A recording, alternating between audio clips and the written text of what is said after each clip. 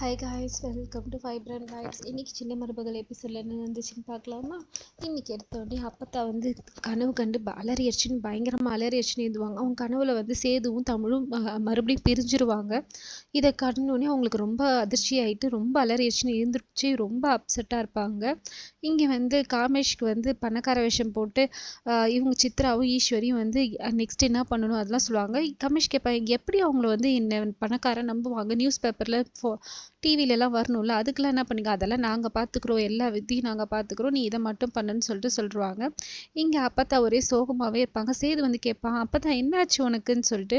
உனக்கு எப்படிடா தெரியும்? எனக்கு எப்படி தெரியாமல் இருக்கும்? நீ ஏன் அவ்வளோ பயந்துருச்சு எழுந்திரிச்சான்னு சொன்னோடனே, இல்லைடா தலை கிரிகிரின்னு இருக்குன்னு போய் படுத்தாக்கா ஒரு ரொம்ப மோசமான கனவு வந்துச்சுன்னு சொல்லிட்டு சொல்லுவாங்க.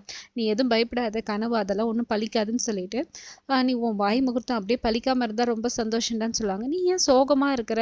உங்களுக்குள்ள எதுவும் பிரச்சனை இல்லையேன்னு கேட்பாங்க. அதெல்லாம் ஒன்றும் இல்லை, நீ சந்தோஷமா இருந்தா ஓடி வருவியே, நீ உன் மூஞ்சிலே தெரியுதே, என்னாச்சுன்னு கேட்டோடனே, இல்லை அவளுக்கு கொஞ்சம் டைம் வேணும்னு கேட்டான்னு சொல்லுவாங்க. இதை கேட்டோடனே அப்பத்தான் ரொம்ப சோகமாயிடுவாங்க. அதெல்லாம் ஒன்றும் நீ கவலைலாம் படாத, கொஞ்சம் அவகாசம் வேணும்னு சொல்லியிருக்கா, அவ்வளோதான், அவள் கண்டிப்பாக மனசு மாறி என் கூட சந்தோஷமா வாழ்வா, நீ எதுவும் கவலைப்படாத அப்பத்தான்னு சொல்லுவாங்க. இங்கே எல்லாரும் உட்காந்து பேசிட்டு இருப்பாங்க. எல்லாருக்கும் இவங்க 2 பேரும் ஒன்றா சேர்ந்ததால எல்லாருக்கும் கேசரி செஞ்சு கொடுத்து ஸ்வீட் எடுத்து எல்லாரும் கொண்டாடி சந்தோஷமா பேசிட்டு இருப்பாங்க. இங்கே அப்பத்தா தமிழ்ச்செல்வி அவங்க அம்மாவுக்கு ஃபோன் பண்ணி எப்படி இருக்கிற என்னன்னு சொல்லிட்டு எல்லாம் விசாரிப்பாங்க.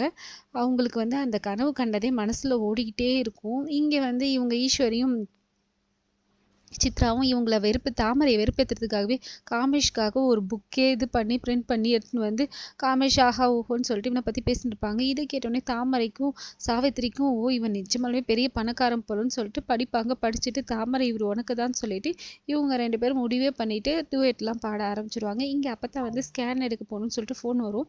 உடனே அப்பத்தா தமிழ்ச்செல்வி கூப்பிட்டு, உனக்கு நாளைக்கு பள்ளிக்கூடம் போகணுமான்னு கேட்டோடனே, பள்ளிக்கூடமானோடனே அதான்டி காலேஜுக்கு போகணுமான்னு கேட்பாங்க.